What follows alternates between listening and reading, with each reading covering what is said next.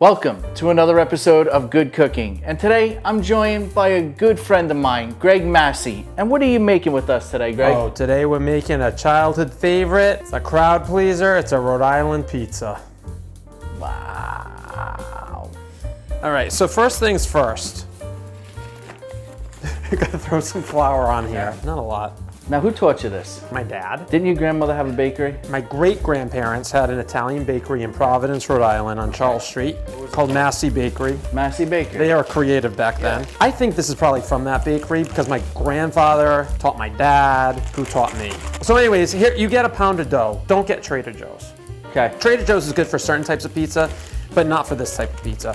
I got this at Pavilions, or just go to like a pizza place. But make sure whatever you do, don't let it be frozen. Yep. And it takes a while. Let it fall out of the bag like that, and then take it out of the fridge for at least bring it to room at least an temperature. hour. Yeah, because Okay. it's easier to spread, and Yep. then you get a bigger pizza, and everybody's happy. So you mean to tell me you never met your grandma? She was like, Greg, listen, go get some you know, pizza downstairs. the one who owned the bakery Well, met shut me. up. Let me tell you what I'm telling you. Right now, what you're going to do like your grandfather did a long time ago, right?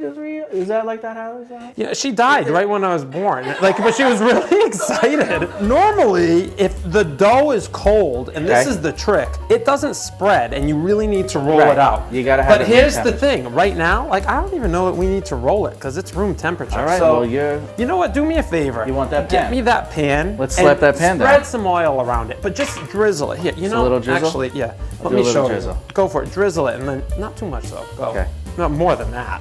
Well, you told me not too Keep much. going. All right, get a little bit more liberal. Well, that's not drizzling anymore. This is All right, that's dumping. good, that's good. Now you just play a game. Okay, Go so like you this, just- watch the oil go down to one edge, roll it. Oh.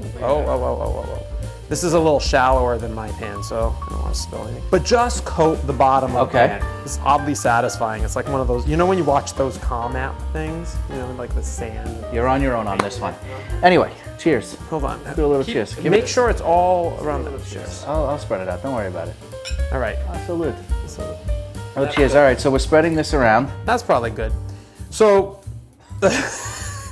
so let's just get this Okay. really Stretch it out. stretch it out. It's getting stretched out like the Kardashians.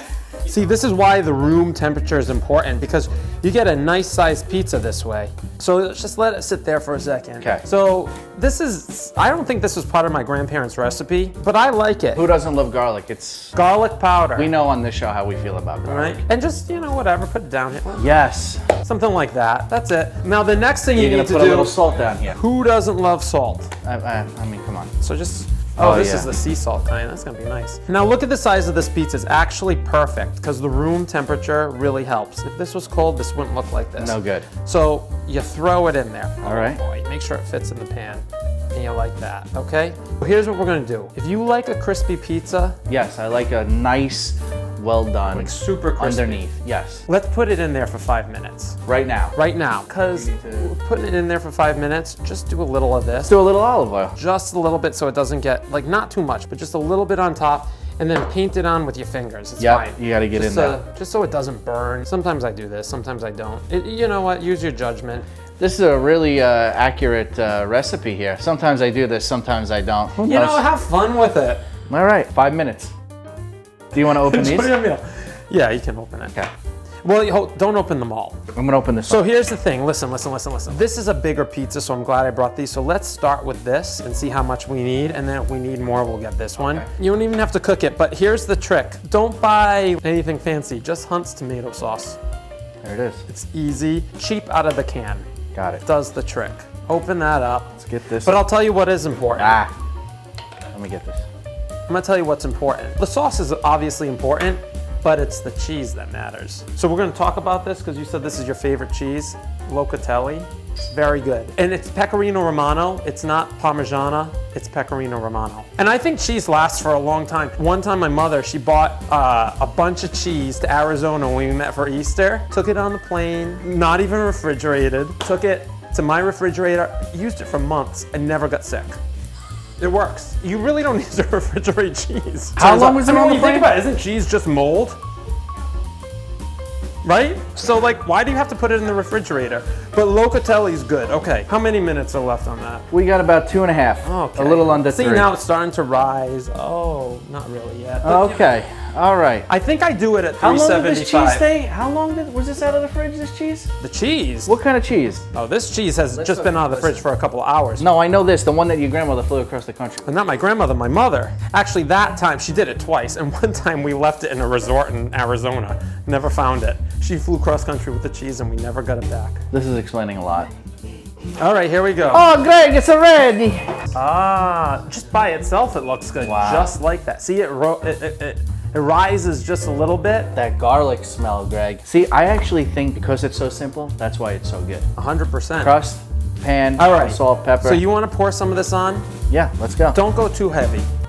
Like kind of spread it more around so I don't have to use the spoon as much. So you want me to spread this? Yeah, spread it with the back of the spoon. So this is a little saucier than it normally is. But you know, I take it right to the edge. Here, I'll take a little bit, but I'll take it over from here. So get it kind of evenly distributed as best you can. So you don't have like empty spots of dough. All right, so hands are clean. All you gotta do is throw the cheese on. There it is. This is the Locatelli. Give all your family COVID. There you go. You don't wanna, don't worry about being liberal with this stuff. Just spread it across. All right, so here's what's next. All you do, just sprinkle it to on. your taste, just, you know. That's it. That's the oregano sound. This is key though. It smells good when you do it too. Did you say this is keto? This is key though. It smells good. That's it. That's it. You I don't was need to gonna say, overdo it with Nothing about oregano. this is keto. Kroger, send us a little something you choose. Do you have past pepper? this. Yeah, black pepper. Yeah. Black pepper it is. You want Not a lot of it. You want But watch this. Watch. I like the kind that you like in the. I have that too. I prefer. You gotta tell me what you're looking for. There you go. Much better. There you have just it. a little bit. Just a little sprinkle. something on top. Any more garlic? That's the day. No, I mean, if you have garlic cloves, I'll mince them sometimes and throw them across the top. But you don't need to. Do you ever put like a little supersada, a little prosciutto? I don't, but you can. You know what I mean? You can improvise, but you don't need to get offended. You can chop some like minced garlic and put that on top. That's good. You can put meat on there too, but like less is more. All right, so now we're going in the oven. All right, so here's what you do. You already put it in there for 5 minutes. We're gonna put it in there for 25 more. 25 more. Maybe 26. We'll feel it out. We want to see how the crust is. Let's see how it's going. Okay. Let's do it. Here we go. And that's it. And then the house is gonna be really fragrant. It's gonna smell so good. And then I just. I think, what the hell's going on? This guy wants to go on a date. He said sausage could go on the top of the pizza, and the next thing you know, he's flaring up. My God.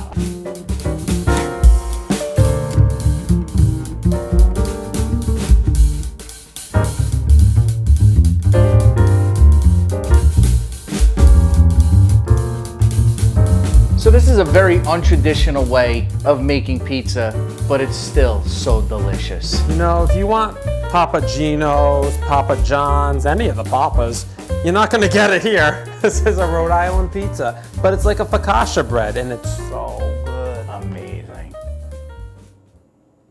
Eat it. Cheers, I'm gonna pick my piece here. I'm going here.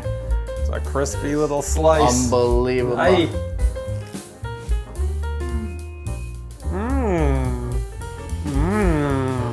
That's fantastic. The recipe is in the comments below.